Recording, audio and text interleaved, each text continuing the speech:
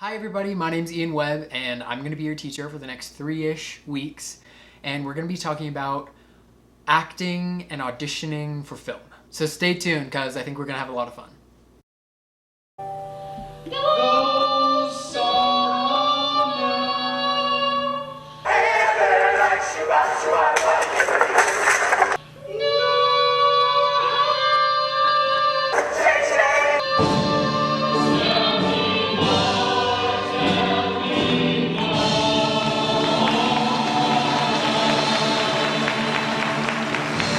This week we're going to be talking a lot about the basics. What are the differences between acting for, let's say, a play or a musical on stage, or acting for film? Although there are a ton of differences between the two different types of acting, I broke it down into 4 sections. The first one is audience. The second section is believability. The third section is consistency. And the fourth section is sequence. The first section is audience. So obviously, both types of acting, for stage or for screen, require an audience. An audience for the stage is going to be sitting in the seats in front of the stage, obviously. The audience for film is anyone who's watching the movie. That can be at home, it can be on your computer, on your TV, on your phone, or at the movie theater. So the biggest point about the audience is where they are located. So obviously I'm not talking about whether you're in Uruguay or Paris. I'm talking about how close you are to the screen or to the stage. If you've been in a musical or a play or been on stage at all, I'm sure that you've heard your director or someone who's helping you with your production tell you to play to the back row or to the balcony. Basically, that means going big, using big facial expressions and big gestures so the people all the way in the back can see you and hear you. Now, with film acting, you don't really have to do that as much because you're playing to your audience, which is through the camera. Acting for the stage, the people who are sitting in the front row are going to have a bit of a different experience as the people who are sitting in the back row or the balcony. So what you're trying to do when you're acting on stage is make sure that everyone can see you no matter where they're sitting. When you're acting for film, it doesn't matter where they're sitting. They can all still see you, so it doesn't make sense to be as big as you can. When you're acting for film and you're using the same type of acting that you would on stage, it ends up looking really silly and honestly just bad. It looks like bad acting.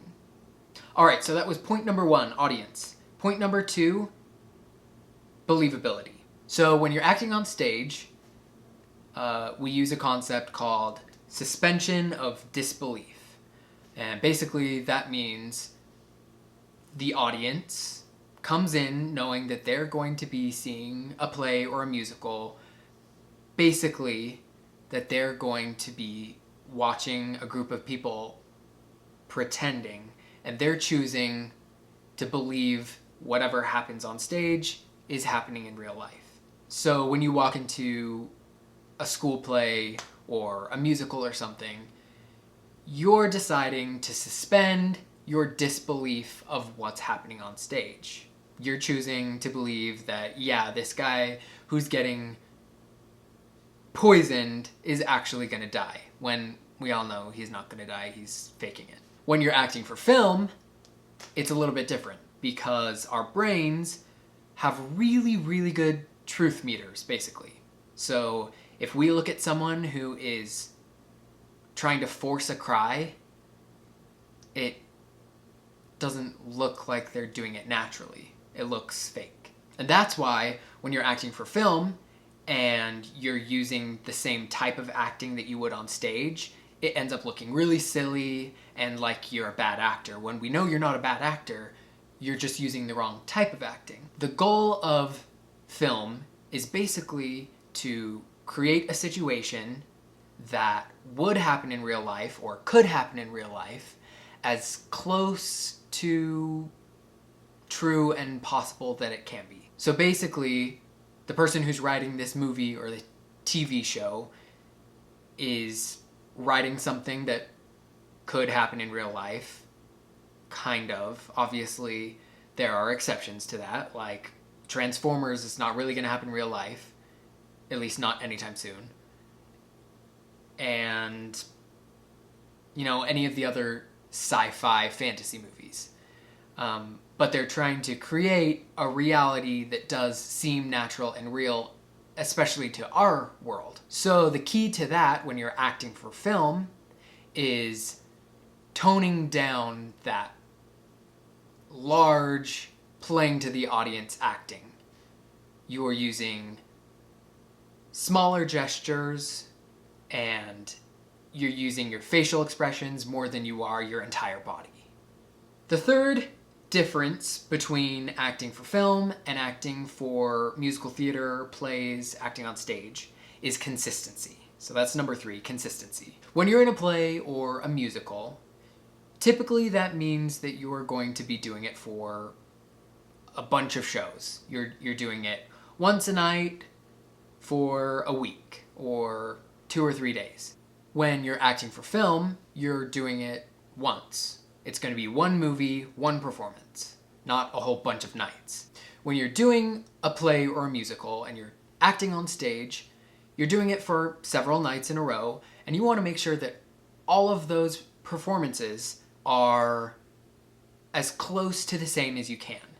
So that means if someone buys a ticket to go to your show on Monday night and they decide to come back 3 days later, you want it to be almost the exact same, because audiences are paying for the same show. They're not paying for an improvised different show every single night. So that means for you as an actor that you're memorizing your lines really, really well, so they're completely perfect, as well as your blocking and your choreography, all of the songs that you're performing.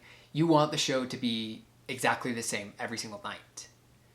Now, when you're acting for film, you're still going to want to memorize all of your lines and know the script backwards and forwards, but you're not doing it for several different nights of shows. You're just shooting one movie. That means that you can do several different takes of the same scene to get the perfect scene. So the director might have you do it 50 times. That seems excessive, and it is, but he's trying to get the perfect shot. He's trying to make sure that the lighting is perfect and the sound is perfect and your performance is perfect. So he's going to try a few different things to get the best shot. When you're acting on stage, you can't really do that. You're just trying to do the exact same as the night before and the next night. So when you're acting for a TV show or a movie, obviously you don't want there to be any mistakes, but because you can do another take and try again, it doesn't really matter as much. But when you're acting on stage, if you mess up, it's a little bit bigger of a deal. So that was number 3, consistency. Number 4 is sequence. So when I say sequence, I mean how it is from beginning to end.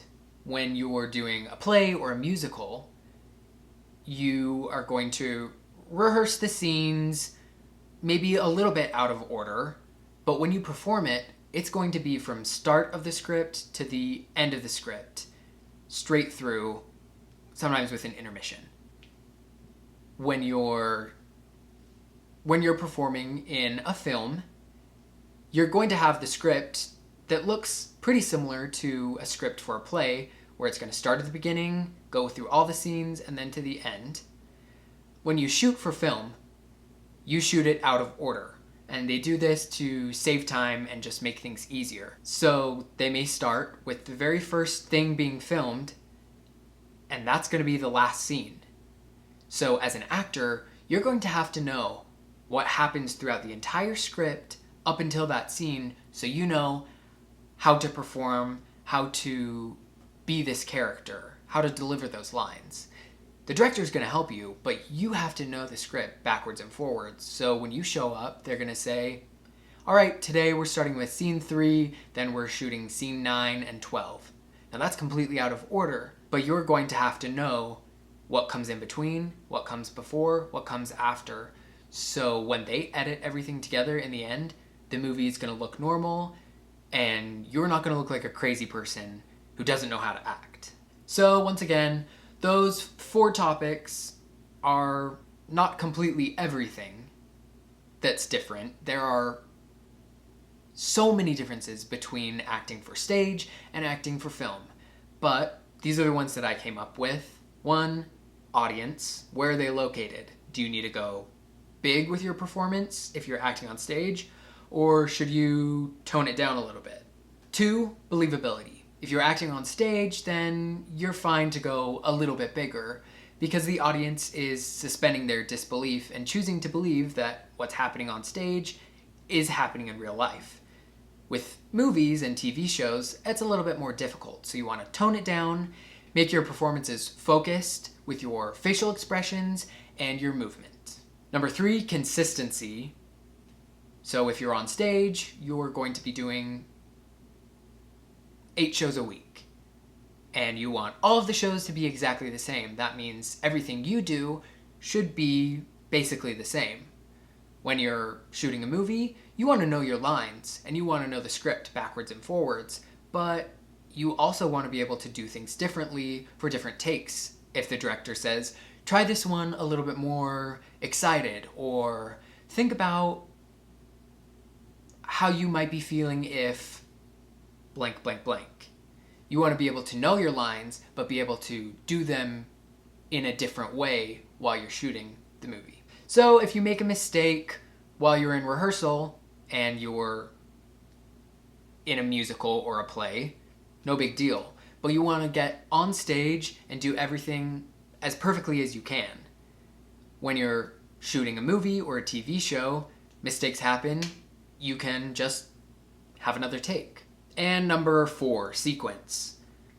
When you're in a play, you're going to be rehearsing things a little bit out of order maybe, but when you get to performance, you're going to be performing it from beginning to end. Now, when you're acting for film, it's going to be out of order, and there is no final performance where you get to do it beginning to end. That's what they do in editing. So, know your script, know your scenes, know your character, so your performance will be good. Alright, so let's take a look at 2, maybe 3 examples. This first one is from the Tony performance of Mean Girls the Musical. Obviously, this is very big acting. You're gonna see huge dance breaks. I mean, if you're breaking into song, I would say that's pretty big just to begin with. So, take a look. This is the group for you. Back me up, show choir. Say, where do you belong? Where do you belong?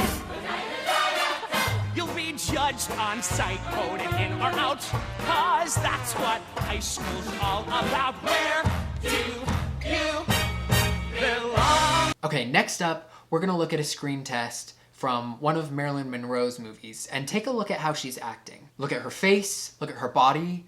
Is it large or is she smaller and more subtle so it doesn't look insane to the camera? What's the matter? They followed you here, or did you bring them with you? I ought to... Go ahead. It won't be the first time I've been worked over today. I'm getting used to it.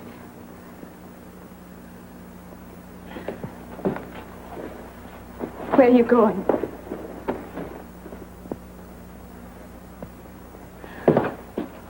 Benny.